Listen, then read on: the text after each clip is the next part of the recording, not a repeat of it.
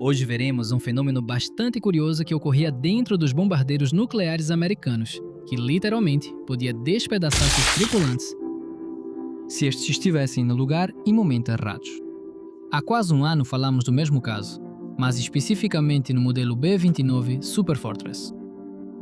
Se você quiser ter muito mais contexto, recomendo assistir primeiro esse vídeo, mas não é necessário, pois hoje não só explicaremos esse fenômeno, como também vamos muito além do que mostramos naquele vídeo. Veremos como esse problema, em vez de desaparecer, foi se arrastando, modelo após modelo, até seu desaparecimento total no último bombardeiro nuclear gigante dos Estados Unidos. Então, primeiro vamos dar um pouco de contexto histórico. B. Quando os Estados Unidos entraram na Segunda Guerra Mundial, eles se depararam com um problema de engenharia desafiador. Naquela época, eram usados os bombardeiros B-17 Fortaleza Voadora e os B-24 Liberator estavam prestes a chegar. Eram máquinas incrivelmente resistentes, versáteis e com defesas robustas. Ambos tinham alcances de combate bastante decentes, suficientes para realizar operações de bombardeio profundo na Europa. Mas no Pacífico, a situação mudava bastante. Desta vez, as operações de bombardeio quase sempre seriam a distâncias extremas. Era preciso percorrer milhares de quilômetros sobre o inóspito Oceano Pacífico. Não só era necessário um bombardeiro mais confortável para jornadas de bombardeio extremamente longas, mas também era necessário um bombardeiro mais capaz e eficiente, que tivesse muito mais alcance e que carregasse muito mais bombas.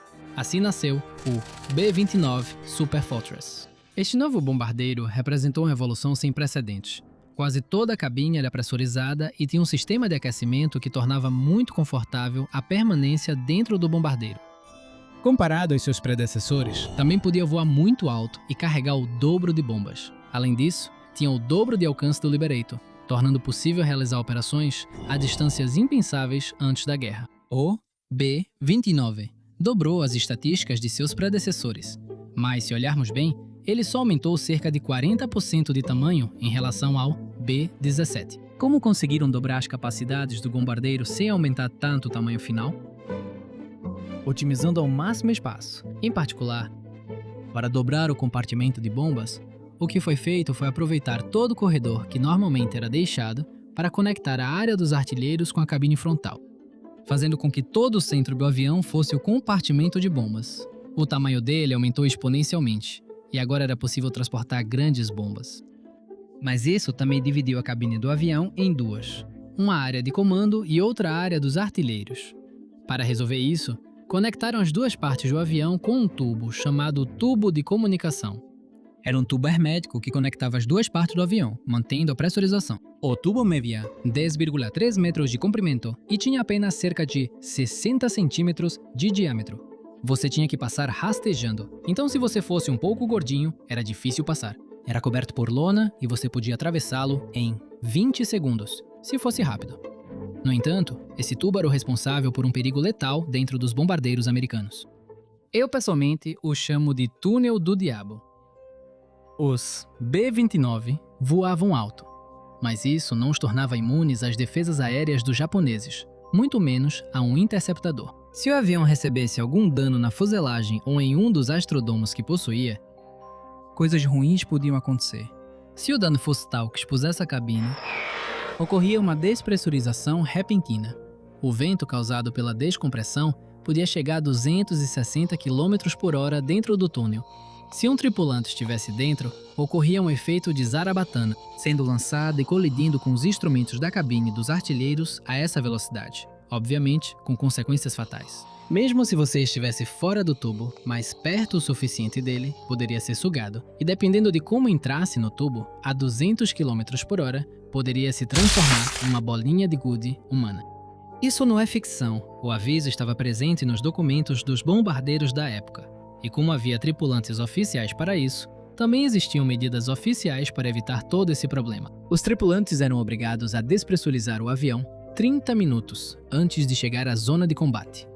No entanto, se o bombardeiro fosse surpreendido por defesas antiaéreas ou interceptadores antes de despressurizar, poderiam ocorrer cenários mencionados, principalmente considerando que era comum os tripulantes usarem o túnel para dormir. O túnel do diabo era um perigo constante e genuíno. O túnel era um problema originado no B-29 Super Fortress, mas também foi herdado por seu sucessor, o próximo bombardeiro americano movido a pistões. E o último movido exclusivamente por eles foi o B-50 Super Fortress, que foi um desenvolvimento direto do B-29, melhorando levemente os motores e sua geometria.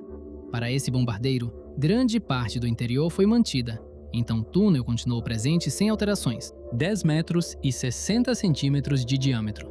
Claro, também tinha os mesmos problemas de segurança. O próximo e último grande bombardeiro de hélices foi o B-36 Peacemaker. Este começou a ser desenvolvido em 1941, durante a Batalha da Inglaterra. Naquela época, a Inglaterra podia cair a qualquer momento, e se isso acontecesse, os Estados Unidos não poderiam usar a Inglaterra como base para bombardear a Europa, tornando inúteis os exilados.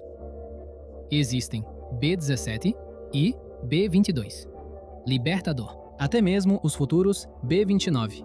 Então, em 1941, começou-se a projetar um bombardeiro capaz de decolar dos Estados Unidos e atacar alvos a distâncias impossíveis. Este avião foi o Convair B-36 Peacemaker, o bombardeiro com a maior envergadura da história da aviação. Suas versões finais tinham 6 motores em configuração de empurradores e 4 motores a jato para melhorar sua eficiência. Esse bombardeiro, em relação ao B-29, aumentou quase 70% de tamanho, ou até mesmo, dependendo de como medirmos, dobrou o tamanho de seu predecessor. Para efeitos práticos, ele era quase o dobro do tamanho.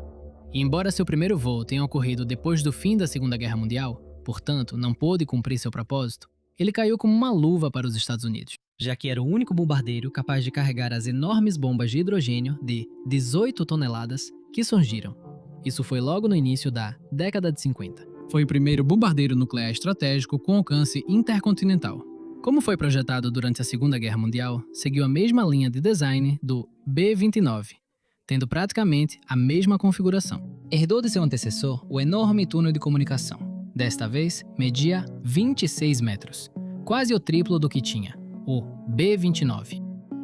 Percorrer essa distância se arrastando seria totalmente exaustivo, ainda mais fazendo isso várias vezes ao dia. Por isso, foi adicionado um carrinho sobre um trilho e um cabo para percorrer todo o trajeto.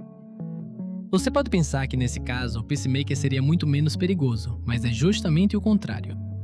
Era ainda mais perigoso. Em caso de uma despressurização explosiva, se um tripulante estivesse dentro do tubo sobre o carrinho, em vez de fazer um efeito de zarabatana, ele se transformaria em um projétil sobre trilhos.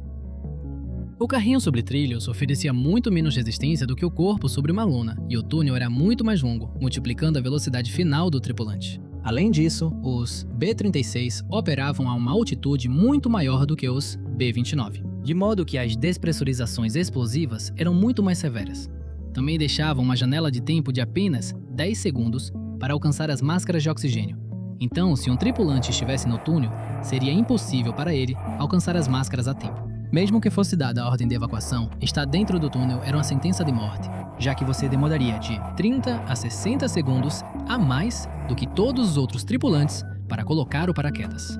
Uma eternidade quando se trata de emergências aéreas. Havia pequenas medidas de segurança, como portas de ambos os lados, e um pequeno freio de mão no carrinho. Mas as portas quase sempre estavam totalmente abertas. Elas serviam mais para isolar a pressurização manualmente em uma emergência. Em uma evacuação, a última coisa que você queria era que uma dessas portas se fechasse, pois isso isolaria alguém que estivesse no túnel. Felizmente, o B-36 teve uma história operacional em combate quase nula, e praticamente só foi usado em exercícios militares. Em um em particular, em abril de 1951, um interceptador colidiu com a parte dianteira do bombardeiro.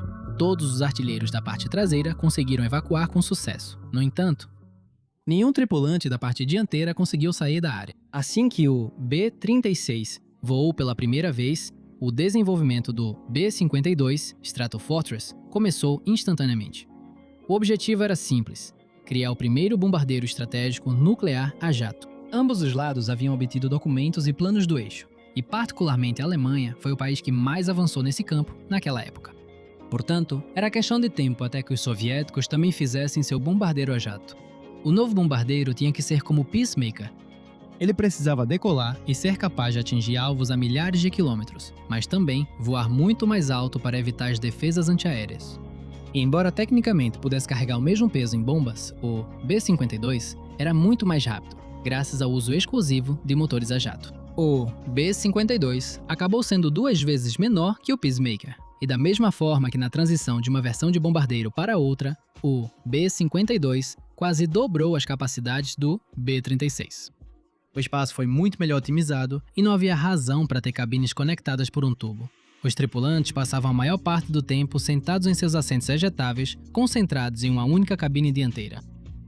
No início, o artilheiro de cauda tinha uma cabine só para ele, sem comunicação física com a parte da frente. Mas depois, essa torre passou a ser controlada por radar e por computador à distância, a partir da parte dianteira, fazendo com que essa cabine deixasse de existir. Assim, o B-52 eliminou de vez o grande problema de segurança do Túnel do Diabo. Se você gostaria de saber por que às vezes os B-17 jogavam as torretas esféricas no chão, talvez devesse assistir a este vídeo. Obrigado por assistir a este e até logo.